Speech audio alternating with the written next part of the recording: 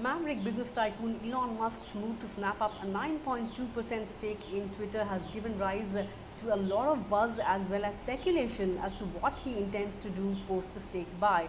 Remember, just a few days ago, Musk had carried out a poll on the very platform asking his followers whether or not the social media giant was rigorously following the standards of free speech.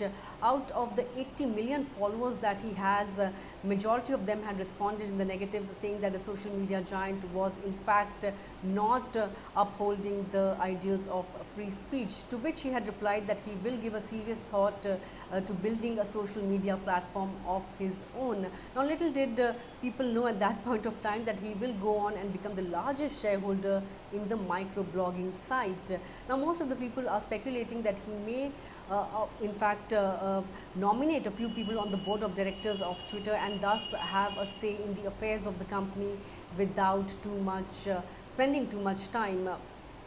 But given the fact that he is the largest shareholder, he may have some sway over the matters of the company, even though he doesn't have a board seat himself. Now, he may not be advocating for a control, but he may be advocating for change. And given his highly vocal as well as attention-seeking nature, it seems highly unlikely that he will be one of those regular passive shareholders without making his thoughts known to the company. Now, some others also speculate that he may just run up the share prices of Twitter with his involvement and exit with a profit. Now, this is coming in the face of the 27% surge that we saw in the share price of Twitter after the news of his take buy was made public. Twitter is particularly vulnerable to outside pressure as, unlike Facebook and Google, its founders do not have the special voting control over its future. In fact, this also throws up a fresh challenge for its CEO Parag Agrawal, who's just about taken control as the CEO after the sudden resignation of Jack Dorsey in the month of November.